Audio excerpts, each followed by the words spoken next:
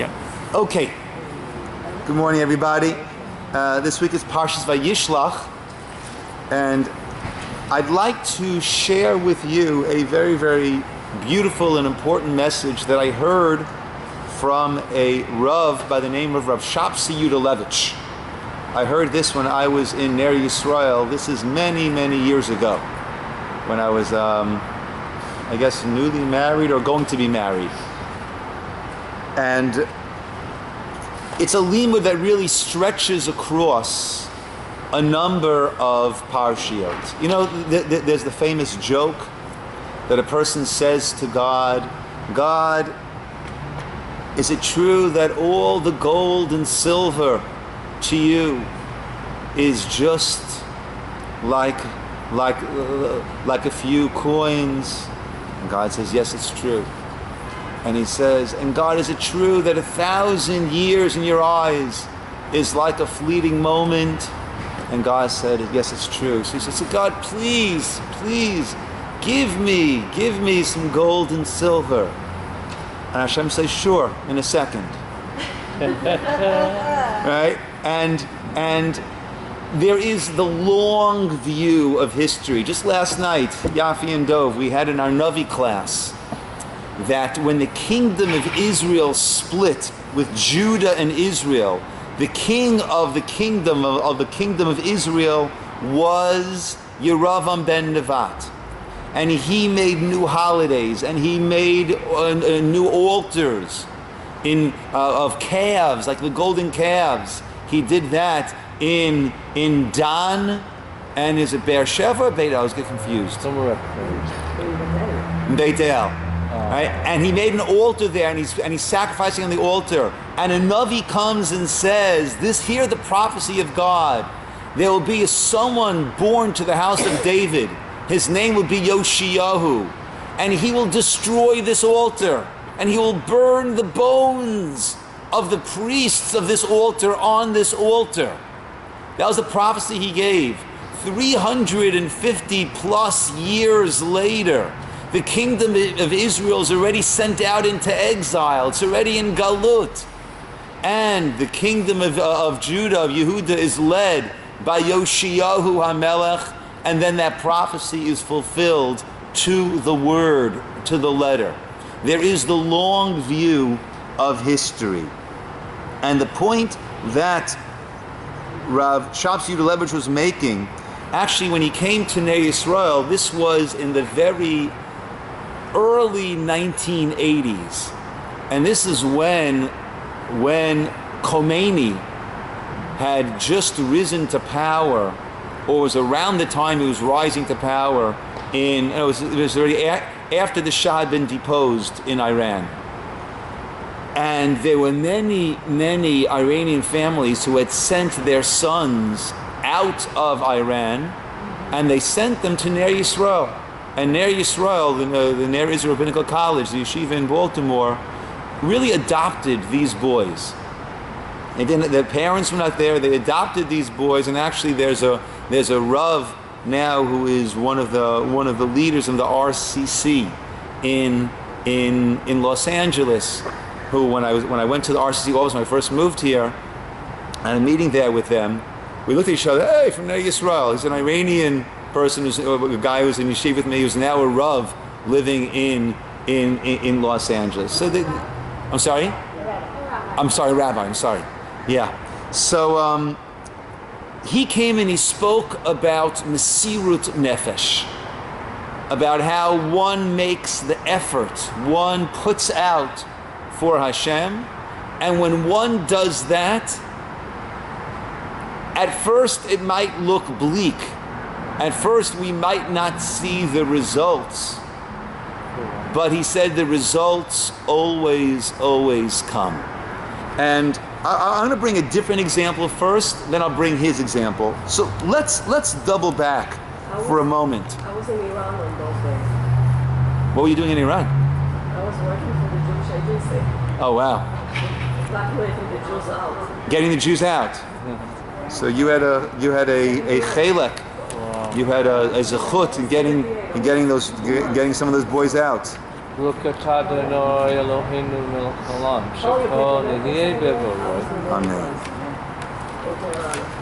Okay, so let's go back. Let's go back to Vayetze for a little bit over here. In Vayetze on page 150, we have that wedding, the wedding that Yaakov has worked for 7 years. Yaakov has worked 7 years in order to marry Rachel, and then the swap is made. Let's take a look at page 150, 151. That is Perek Chavtet, Pasuk Chaf Beis. Vaye'esof, Yafi, Bechavod. ויאסוף לבן את כל אנשי המקום ויעש לשתי. ויהי בערב ויקח את לאה בתו ויבא אותה אליו ויבוא אליה. ויתן לבן לה את זלפה שפחתו ללאה בתו שפחה. ויהי בבוקר והנה היא לאה ויאמר אל לבן, מה זאת עשיתם לי? ולא ברחל עבדתי אמך כולם הרמיתני. Okay, let's have that in English, please. So, from verse 20 on page 151. Marta? So Jacob worked 7 years for Rachel, and they seemed to him a few days because of his love for her. Jacob said to Laban, deliver my wife, for my term is fulfilled, and I will consult with her. So Laban gathered all the people of the place and made a feast. And it was in the evening that he took Leah, his daughter, and brought her to him, and he consulted with her. And Laban gave Zilpah, his maidservant, a maidservant to Leah, his daughter. And it was in the morning that, behold, it was Leah. So he said to Laban, what is this you have done to me? Was it not for Rachel I worked for you? Why have you deceived me? Okay, now let's pause for a moment.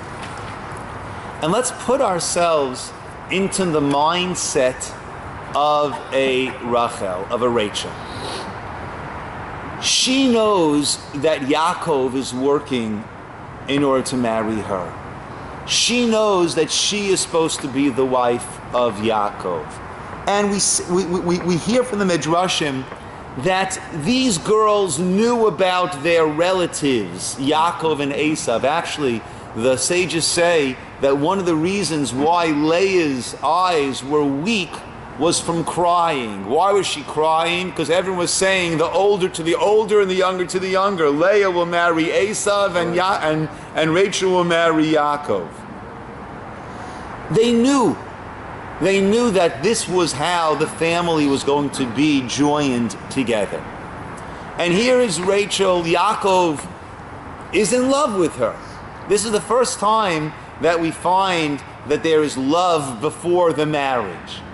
By Avram and Sarah, we don't really hear anything about beforehand. By Yitzchak and Rivka, it says that after he married her, he loved her. By Yaakov at the well already, right, was wanted to marry Rachel. And here's Rachel willingly giving it up, right? Famously, it says in the morning, he knew that it was Leah. At night, he didn't know that it was Leah. Now, you might say, well, how can you not know? Well, sometimes you go to a wedding, the veil is such that you really do not see. I remember when I was in Israel post-high school, and I went to a Hasidic wedding for the first time in my life, and the veil was like a tablecloth, right? And then after the chuppah, he said to her, have a nice wedding. And they went to separate halls, actually, right? So it's not necessarily like our wedding, like the weddings that we're more familiar with. But Rashi brings famously again that there were certain signs that Yaakov had made up with Rachel in order to prevent such a switch from happening. And Rachel, seeing that Leah was going to be completely humiliated, Rachel gave those signs to Leah, and therefore Yaakov thought that it was Rachel. In the morning, it was Leah. But let's put ourselves into Rachel's mindset. What is she thinking when she gives over these signs to Leah? What is she sacrificing? What is happening over here? What's going on in her mind? What would you say? She's sacrificing her feelings. What else is she sacrificing? She's sacrificing her life, basically, because her life. She's not. If he's with Leah, he's not gonna be with her. Right. She has no way. There's a danger that we always read a story, but we've already read the end. So every time we read, we're already taking into account what's going to happen. So we know, no big deal. 7 days later, he's going to marry Rachel. He'll work another 7 years. But all she's doing is delaying her wedding 7 days, in retrospect. But she had no way of knowing that. Her assumption, her working assumption needed to be, I'm not going to marry Yaakov. Leah is going to marry Yaakov. And this prophecy that they had, we don't know at what point, that they're going to be 12 tribes, I'm not going to be a part of that. What Leah, my sister, was crying about marrying Esav, that'll probably be me. Because Leah is going to marry Yaakov. So I'm going to cut myself off from being one of the matriarchs over here. Things are all set for me to be married to Jacob and to continue this dynasty of Abraham, Isaac, and Jacob, Abraham, Isaac, and Yaakov. And I'm going to excise myself from this in order to save my sister humiliation. So she is sacrificing, it seems, her opportunity to be part of this nation of Israel that's going to carry on for thousands of years afterwards. She has removed herself, which, as we would say, is tremendous mesirut nefesh. Mesirut nefesh is a tremendous self-sacrifice that she is making on behalf of others. And then it's not so bad, because what happens? She in fact marries Yaakov 7 days later. But then what happens? But that's a very big, that's not so bad. Correct. So she ends up marrying Yaakov. I mean, that's not so great either. I mean, who wants to sign up for that? Okay, deal, huh? Good. And then what happens? Right, there is this strife between the wives. Right? No, the Torah, Midrabanan, were not allowed, but the Torah allows more than one wife. But what does the Torah call them? Sarot. Sarot is either troubles or adversaries. Tsaras. It's what it leads to. It leads to tsaras. Yeah. So it leads to that marriage, and then what happens in terms of the children being born? Leah gives birth to Reuven, to Shimon, to Levi, to Yehuda. Rachel then gives over her maidservant as a wife to Yaakov, and Bilhah gives birth to Dan and Naphtali. And then Leah gives over her maidservant Zilpah as a wife, and she gives birth to Gad and Asher. And then Leah gives birth to Yisachar. Leah gives birth to Zvulun. I mean, look at how she is getting paid back, so to speak, for the tremendous mesirut nefesh, for her incredible selflessness, her incredible graciousness that she gave to her sister. This is how God pays back. You said Leah instead of Rachel. I'm sorry? You said Leah instead of Rachel. I'm sorry. You said that. So Rachel had given up so much. And this seems to be the way that she's getting paid back. But as I heard in that shmooze, right, and we'll soon see where the term comes from, hamtainly. You need to wait. Hashem has a long view of history. We started off that we had in our Navi class last night. We're finishing Malachim Bet in our Navi class. And 350 plus years after a Navi told Yeravam, when the kingdom of Israel split, that this sacrifice, that this altar will be destroyed and the priest's bones will be burned on it, 350 plus years later, Yoshio, the king of Yehuda, after Israel's already in exile, in fact fulfills that prophecy word to word. There's a long view of history. But let's see what actually happens. There's a very, very interesting pasuk, page 156.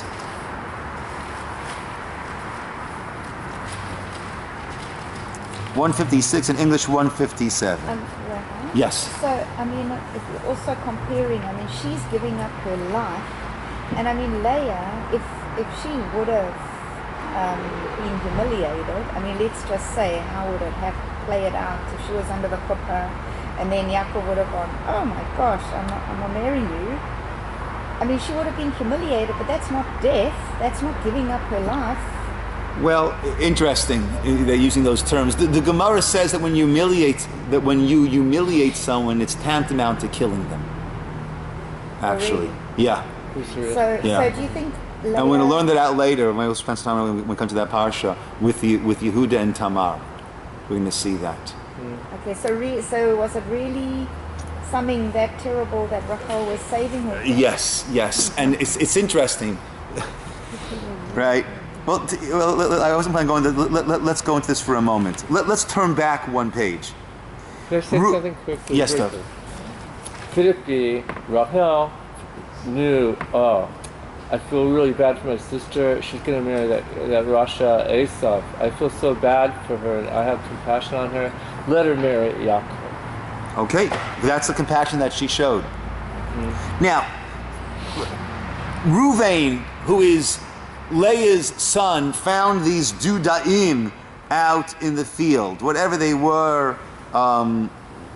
Marijuana. I don't think it was marijuana, Dove. Right? Whatever these things were, sigli, jasmine, whatever it was. Rachel wanted these dudaim, these jasmine plants. Why? Because she was so down, she thought this will lift her spirits, maybe Dove, right? And thereby put her in the frame of mind that she would be able to conceive and have children. Look what Leah says to her. Vatomer la hama'at kartech et ishi. Is it so small you've taken my husband? Now you also want to take the dudaim? How could Leah say such a thing? I took your husband? So I think I heard from there's a Medrash Tanchuma that says that all during the first 7 years that Yaakov was sending gifts to Rachel, Lavan was taking those gifts, repackaging, bringing them to Leah and say, Leah, look what your groom is sending to you. Leah thought all along that she was the one who Yaakov was working for. And then from her perspective, what happened? I married my husband. 7 days later, you jump into the fray. Now, according to that Medrash, Rachel's giving is that much more magnified. Because when we do someone a favor, we'll do them a favor, but they better be well aware of the favor that I've done for them. Right? And every time they see me, they should see those favors, right, rolling in their eyes. See, here Rachel not only did she do this, but she kept it quiet to the point that Leah says to her, it's not enough that you took my husband, now you want to do da'im?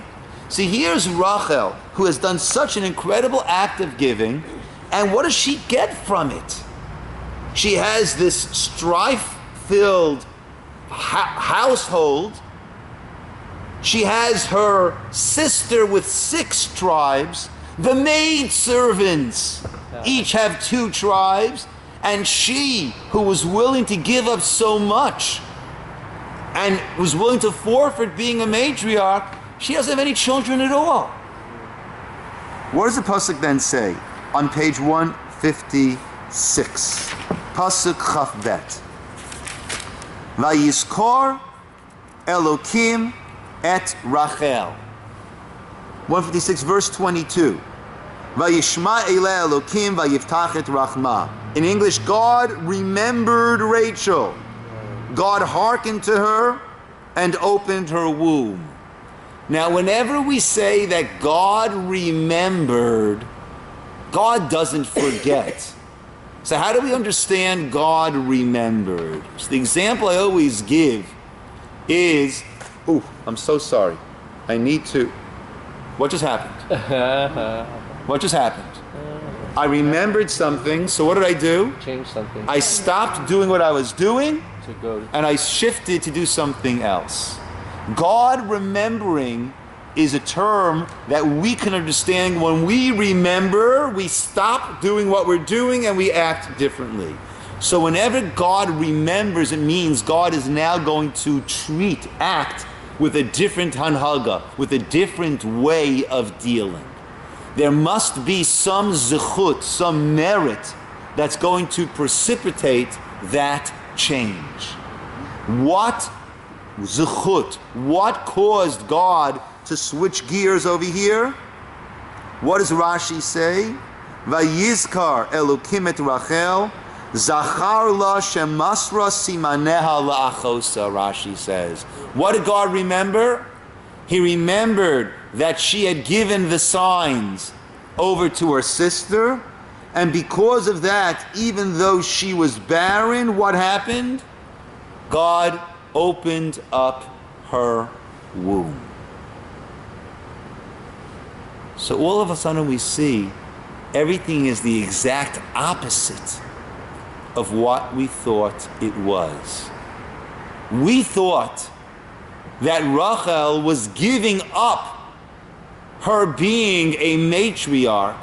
She was forfeiting her being a matriarch by giving the signs over to Leah, because Leah's going to marry Jacob, Yaakov, and she, Rachel, probably won't. And even when she does, what happens? Strife, no children. But actually the thought that we understood, the action that we thought was her forfeiting her being a matriarch, in fact, had she married Yaakov, had she not given the signs to Leah, had she married Yaakov, what would have happened? She would not have any children. And chances are Yaakov would have ended up marrying Leah in order to have children. You have all 12 babies. Right? Who knows? Yeah. Who knows? Or otherwise, Leah would have married Esau and had sex with him. Who knows? Yeah, Who knows? But her act of giving up the motherhood was not an act of giving up motherhood. On the contrary, had she said, I've got to think about myself. My sister, I understand my sister, but I've got to think about myself. And I'll do whatever I can to help my sister, but he wants to marry me. I want to marry him. I'm not going to give up the signs. I'm going to marry him. I'm going to become a matriarch. Had she done that, she would not have been a matriarch. So at the end of all of this strife that came about as a result of her mesirut nefesh, of her willingness to give, we realize that it was only her willingness to give that allowed her to become one of the matriarchs. Example number 1. Let's now go to example number 2. That's quite unbelievable, because in order for her to have been a matriarch, the Torah itself had to go against Leah, talk a bit louder, we can't hear you. the Torah. It's against the Torah to marry a sister. Okay. So in order for her to be a matriarch, that's an interesting point you're bringing up. The Torah, right? Leah is saying that one is not allowed to marry two sisters. Right? One is not allowed to marry two sisters, never at the same time. if one's married to if a person's wife dies, then one can marry his late wife's sister. If a man divorces his wife, he cannot marry his divorced wife's sister. But concurrent two sisters, absolutely not. And the explanations that are given is that either that was before, well, I believe Ramban says that was only, well, this was before the Torah was given. But we do say that the Torah was maintained by the patriarchs even before it was given. So Ramban says that was only in the land of Israel. This was outside the land of Israel where he had married. And interestingly enough, on the way back to Israel, what happens? She died. Rachel dies. In childbirth, in fact. Yeah. Wow. Yeah. And the Nefesh HaChaim, others say that until the Torah was given, one could use their perception, intuition, discretion, and say, even though this will not be allowed once the Torah is given, at this point, this will be an act from which good will come, as the 12 tribes came from there. Once the Torah is given, then nothing can be gained from there. No, but I mean, it would make more sense if it was just some other woman, but she was the matriarch, Yeah. which makes it it makes it almost unbelievable. Yeah. Yeah. Okay, along the way over here, back in Vayetze, after Leah had given birth to her 6th son,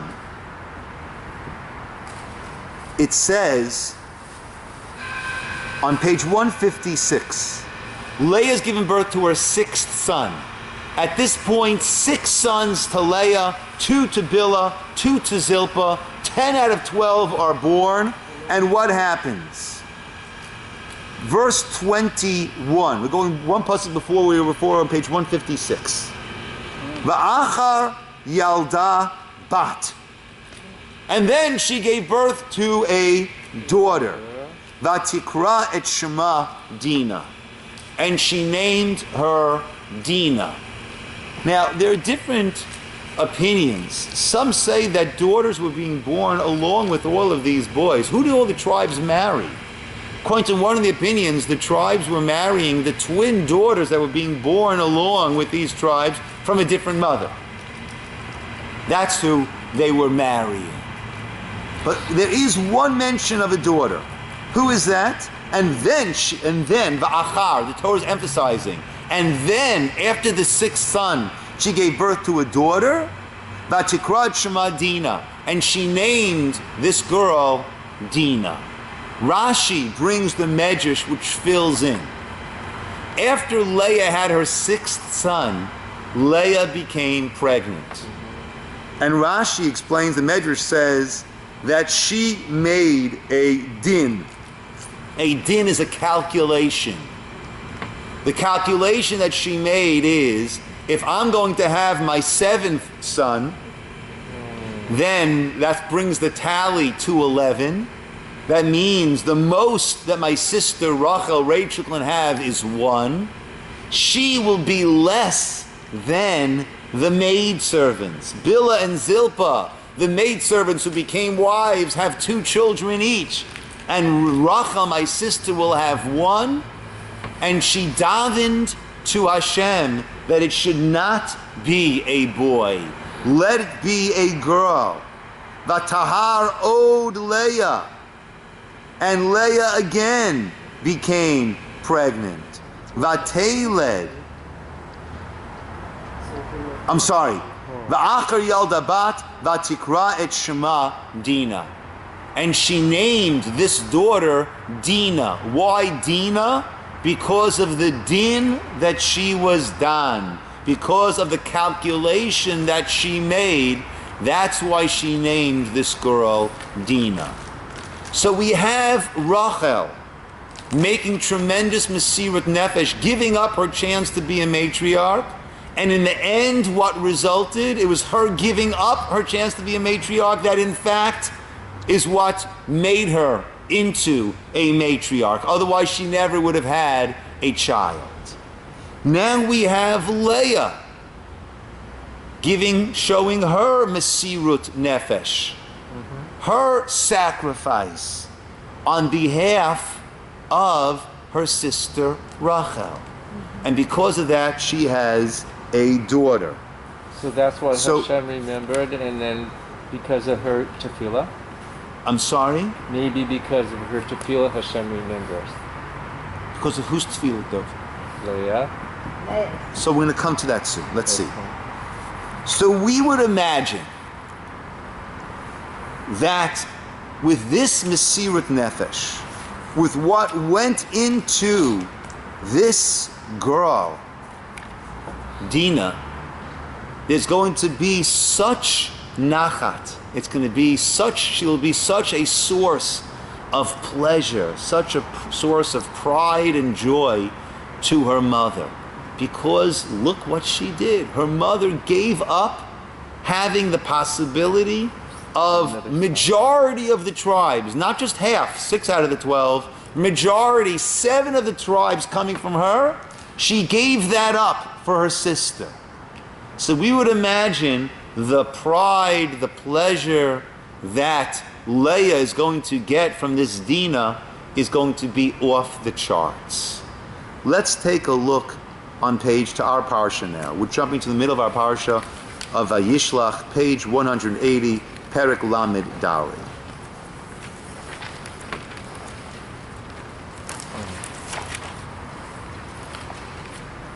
Vateitze Dinah. Someone take for us in Hebrew? Vateitze Dinah bat Leah asher yalda leYaakov livnot haaretz. Vayar Shem ben Chamor Achudi. Excuse me. Nasi haaretz vayikach osa vayishkav osa vayaneha. Tziprat nafsho b'Dinah bat Yaakov vayahav et hanara vayidaber al Levanara vayomer Shem el Chamor v'Leimor. Hachli et hayada azot v'isha. Yaakov shama ki tinei Dinah bito uvanav hayu et mikneu basadeh v'hacherosh Yaakov ad bo'am. Beautiful. Yakira, always good to see you. Welcome back. Okay, why don't you read for us in English from chapter 34, verse 1. Now Dinah. Page 181, sorry.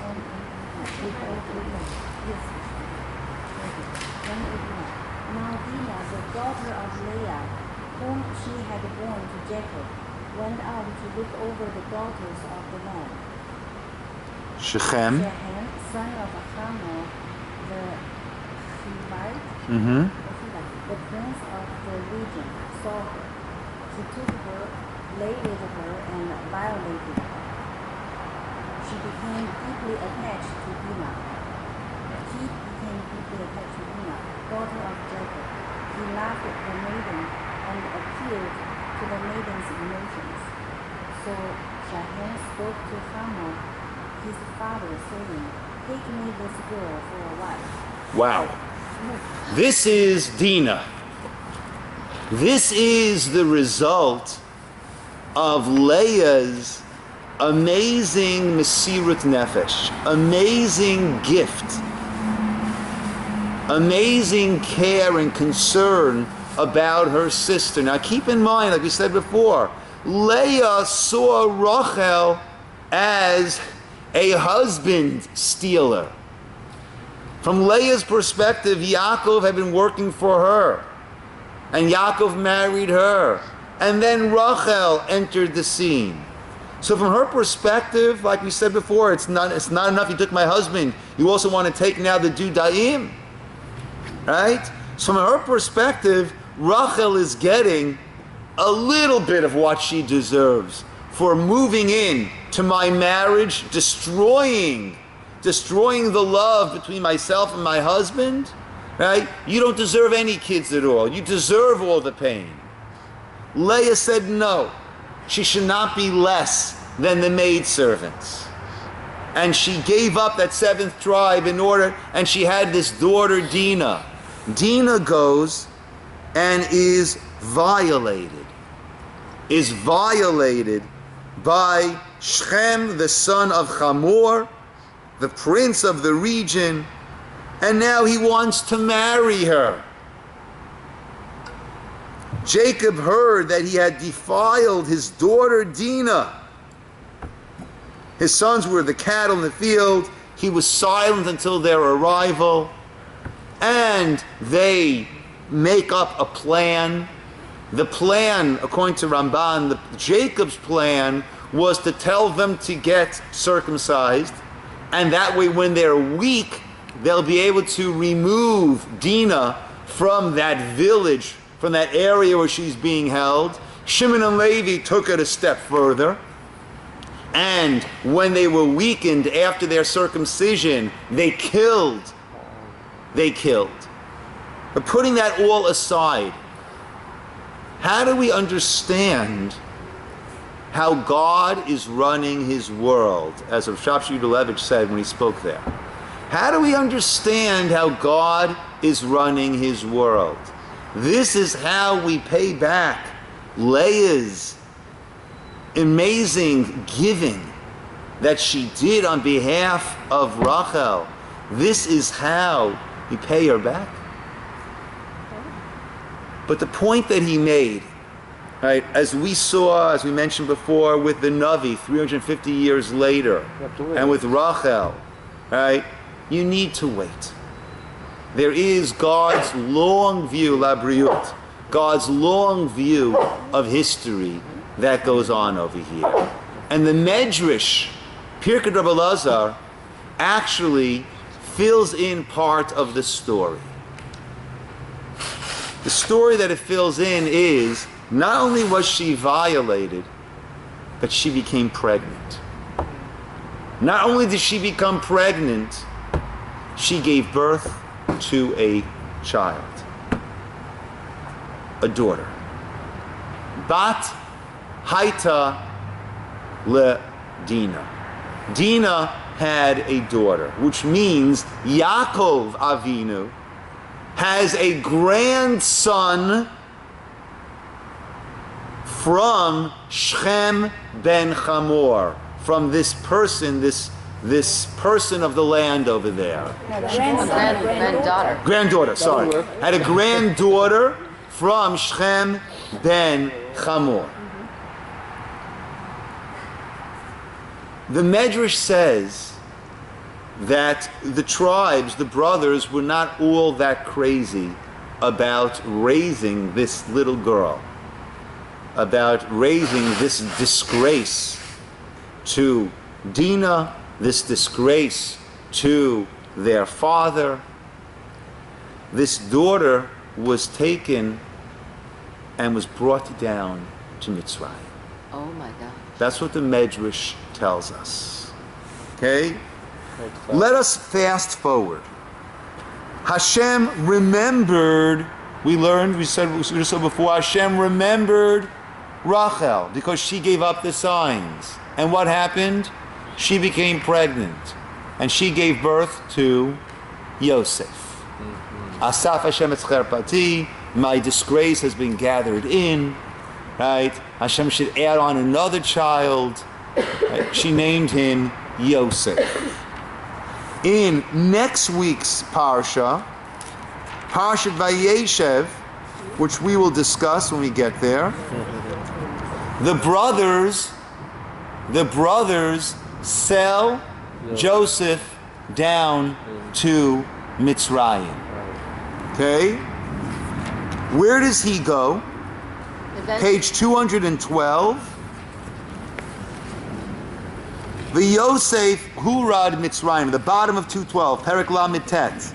Yosef was brought down to Egypt. Vayikneu Potiphar Sris Paro Sara Tabachim.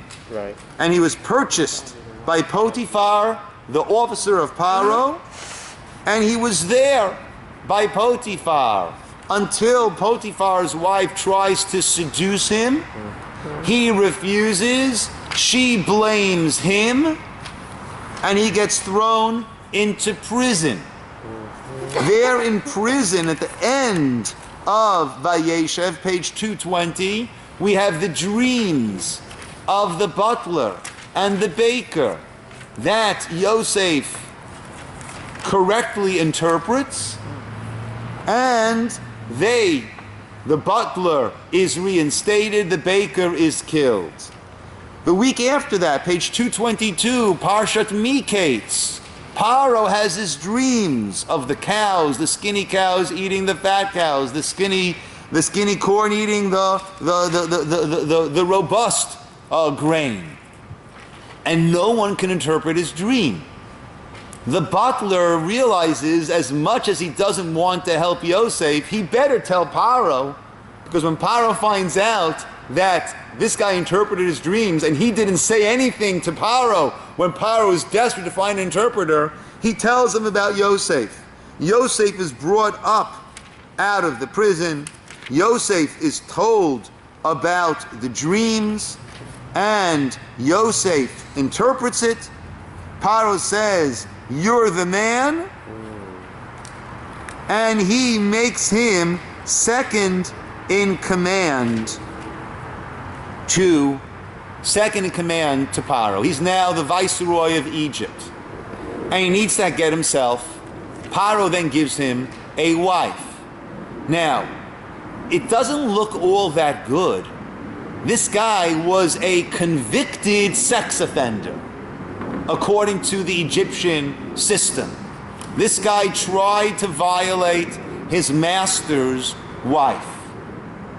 So how can we rehabilitate? How can we reinstall? How can we show that he really was innocent? Take a look on page 228. Pasuk 45, 229, 45. Someone take that for us in English, please. Paro called Joseph's name Zephaniah Paneach, and he gave him Asenath, the daughter of Potiphar, chief of On, for a wife. Oh, so who did he marry? The daughter of Potiphar. Right? The daughter of Potiphar. Now, if Potiphar is giving his daughter, then clearly what was claimed against him about his wife was not true. Now, who was Potiphar? If you look back to page 212, it's interesting. Chamberlain. It says Potiphar Saris Paro. Saris means an officer, a chamberlain. Yeah. Saris also means something else. A saris is a man who is unable to have a child. That's what a saris also means. So he didn't bring her. So 1 second. So who was this Osnat, the daughter of Potiphar, if he is a saris? Oh, the Medrash says that this daughter of Dinah was adopted in Egypt by the Potiphar family, who were unable to have children. And what did they name her? They named her Osnat. And Osnat is the one who marries Yosef. Then let's zoom up a little bit further. So Yosef marries his niece. Yosef marries his niece. Does That he is know correct. I'm not sure. I would imagine so, but I'm not sure. Now let's zoom forward. The very end of Bereshit, Parshat Vayechi. At this point, Yosef has revealed his identity to his brothers. Jacob comes down, and Yosef is told, "Your father is sick." And he takes his two sons, page 268, Menashe and Ephraim, and he brings them to Yaakov, to their elderly grandfather. Before his passing, he brings them there for a bracha. What does Yaakov say to him? Let's look on page 271. All right, Eileen, you want to take that? Let's go on 271. This is Jacob speaking. And let's go for number 3. Jacob said to Joseph, El Shaddai had appeared to me in Luz, in the land of Canaan, and he blessed me. He said to me, Behold, I will make you fruitful and numerous. I will make you a congregation of nations, and I will give this land to your offspring after you as an eternal possession. And okay, so far, beautiful blessing. And now, listen carefully. And now your 2 sons who were born to you in the land of Egypt before my coming to you in Egypt shall be mine. Ephraim and Manasseh shall be mine like Reuben and Simeon. 1 second. Okay, continue by progeny. What progeny born to you after them shall be yours. They will be included under the name of their brothers with regard to their inheritance. But What just happened over here now? What just happened over here? What's happening to Manasseh and Ephraim? We got included. They're being elevated to the status of the sons of Yaakov. They're considered tribes. So we have 13 tribes now? What happened? We have 13 tribes? Well, sort of. In other words, there are 12 tribes. When we're counting Levi as one of the tribes, then we count Yosef as one. Okay. But when we're not counting Levi, for example, when we are dividing the land of Israel, and Levi did not receive a portion of the land of Israel, he was spread out in cities amongst all the other tribes in order to have his positive influence. Now we're down to 11. In that case, Yosef is split, and it's Manasseh and Ephraim. Any children born to Yosef afterwards will be under the heading of the tribes of Manasseh or Ephraim. But Manasseh and Ephraim have the status of tribes. So what happened now with the long view of history? What happened? What did Leah give up? She had 6 children. She was pregnant. What did Leah give up? Leah gave up a tribe. She gave up 1 tribe. And look at all the pain that followed. But what did she get in the end? 2. She got 2 tribes. So now she does have the majority. In a way, she has the majority without taking away from Rachel having her 2 tribes. Right? In other words, actually, she partnered With Rachel. with her sister Rachel for these 2 tribes. It's Rachel's son, and it's Leah's granddaughter that partnered for these tribes. It also She seems gets 7, and now actually Rachel's got 3. So she's got more than the other 2. Wow. Right? He banged on the table, a very short man, and said, Mishalmim? Olo Mishalmim! Rabotai! Mishalmim? Will Hashem pay back for the effort that's made, for the good that's done, for the Mesirat Nefesh? Olo Mishalmim! Rabotai! Mishalmim! Olo Mishalmim! Passionate. It also seems like that even as she's the mother, she's also the cousin of her sons. It gets a bit convoluted. And then Joseph marries a Jew. So that's how he marries a Jew. Yes, yes. And Yosef also married from the proper lineage. Even though Not this Egyptian woman, Asnat, that all of a sudden we have these tribes coming from this Egyptian woman. It's important to realize, Rashi says this explicitly in the end of last week's parsha, when Lavan and Yaakov have their encounter. So they make a pact, and Lavan said, you will not harm my daughters. Rashi there brings his daughters included Rachel and Leah and Bilhah and Zilpah. Bilhah and Zilpah were daughters. Rachel and Leah were daughters of Lavan from a wife. Bilhah and Zilpah were daughters of Leah, daughters of Lavan from a pilegesh, from a concubine. So they were all within this lineage of the family of Abraham, as was Asnat, this Egyptian girl that Yosef married. In fact, she too was from the lineage of the family of Abraham. That was Basia? Not Batia. This is Asnat. Batia is the daughter of Paro. Didn't she have another? That was her Egyptian name. I think she had another name. I don't know. So did Joseph knowingly have Jewish lineage or not knowingly? I don't know. I don't know. I don't know. So maybe you covered this before I got here, in which case I'll watch the video, but I'm confused. You said Leah thought Yaakov was her rightful husband, but it says here her eyes were tender because of the prayer. Yeah, you'll have to go back. We discussed it. We discussed it. I thought she wanted that she was marrying Esau. The Gemara tells a very interesting story. This is the Gemara Yuma Lamed Chet Amid Bet.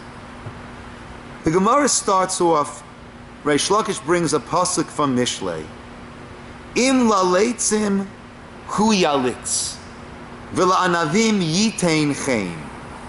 Im laletzim, a person wants to be with those who are scoffers, hu yalitz. That's his prerogative. He can go ahead and become a leitz. V'la'anavim, if a person wants to be with those who have humility, if he wants to be with those people, yitain chen.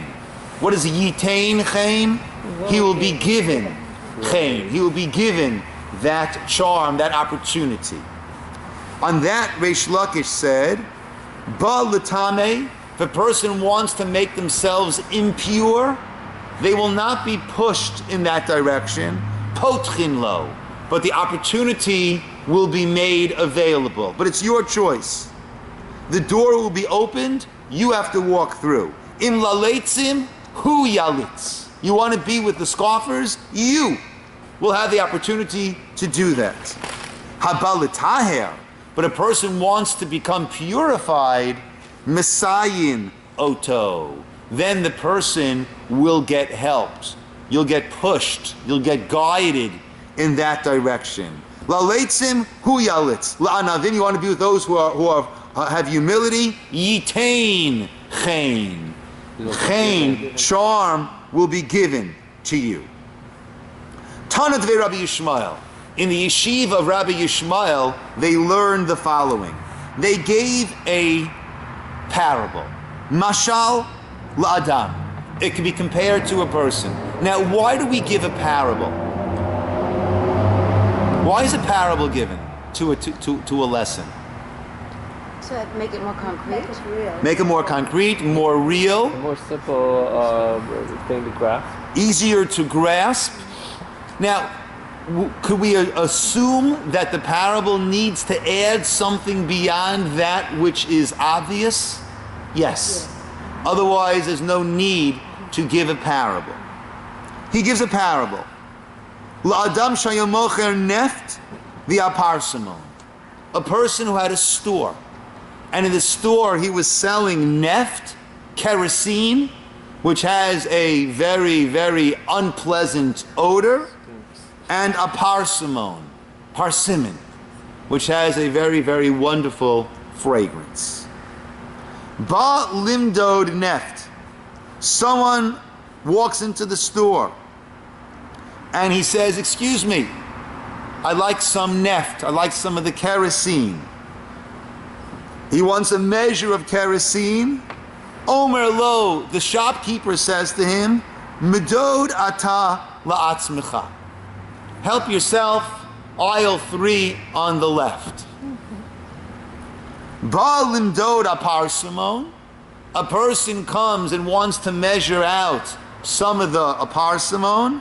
Omer lo, he says to him, Hamten li, wait, ad she'emdod imcha.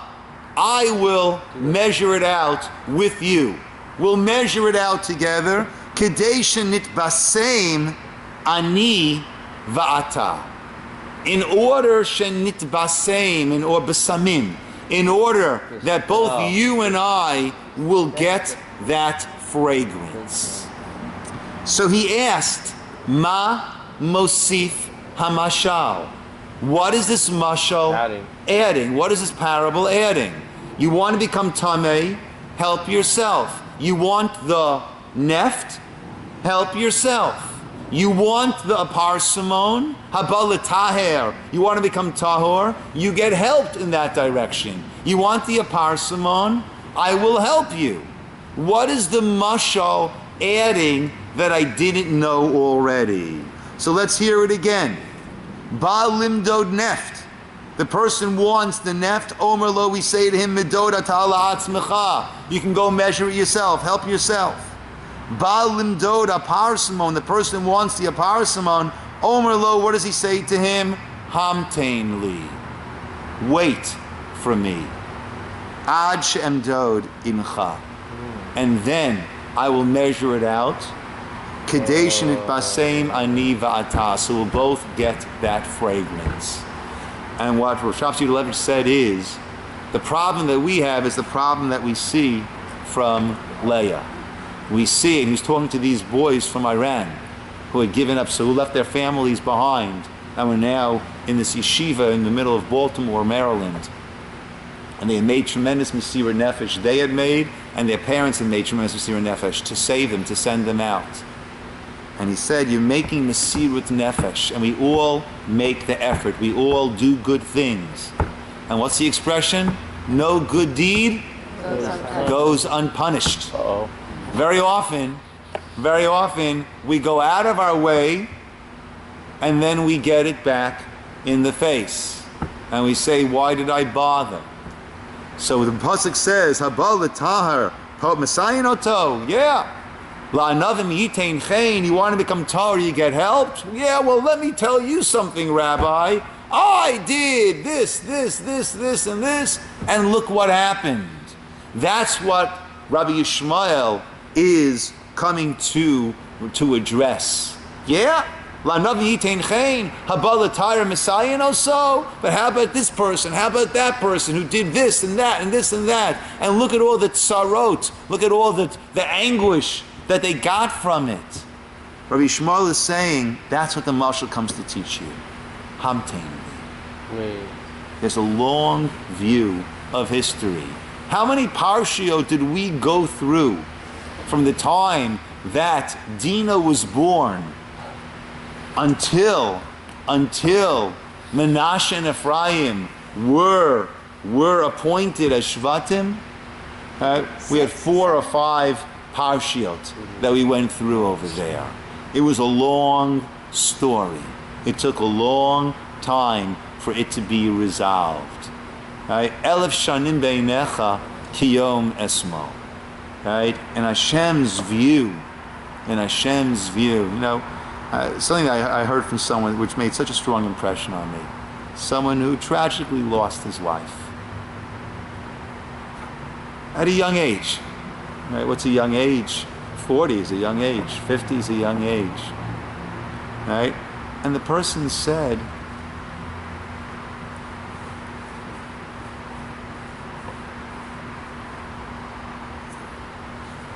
when looking at a lifetime, when looking at lifetimes, when looking at someone as being one's eternal partner, right? Ve'erastich li liolam. Right? When one views someone as being an eternal partner, so as painful as it is, 10, 20 years more or less on this earth, in the overall scheme that will eventually reach, just how much is 10, 20 years really? True. It's a lot. I'm not saying it's easy. Believe me. I'm not going anywhere near this saying that it's easy. One could argue But for individually. 100%. 100%. Again. So was Leah alive? 100%. Rabbi, was Leah alive? Did she know? Was Leah alive? Did she know?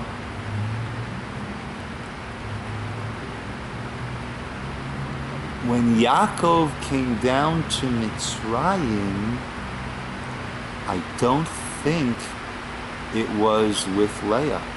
No. Leah did not get to see this in her lifetime. All right?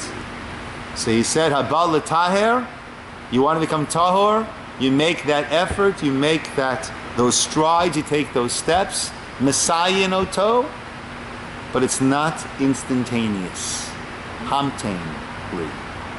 Nothing goes awry. Nothing goes in vain. Debbie. I just wanted to say that when I was listening to what you were saying, the thought came to me that, and I'm sure it's an obvious thought, but that the person who is helping, even though, as you said, you might say, well, look what happened, but that person in himself has also become, he absorbed some of the aparsima, he absorbed some of it, and he himself became enriched by it. Yeah. So that when you're helping somebody else to do something like that, that helps one. Right. Yeah. The very act of helping, besides whatever might else come about. Yeah. Come on, friends, we'll call it over here. Thank you. Yasher koach. We call it Very Ray. good. That was Had to get that. Brilliant. Very Explain good. that. that was Rav Shapsi Levitch. I just said it over. That's a complicated one. No, that's a very big plus. It's really a very You complicated one. said it over brilliant. Thank you. We're coming Thank you. away, right? So,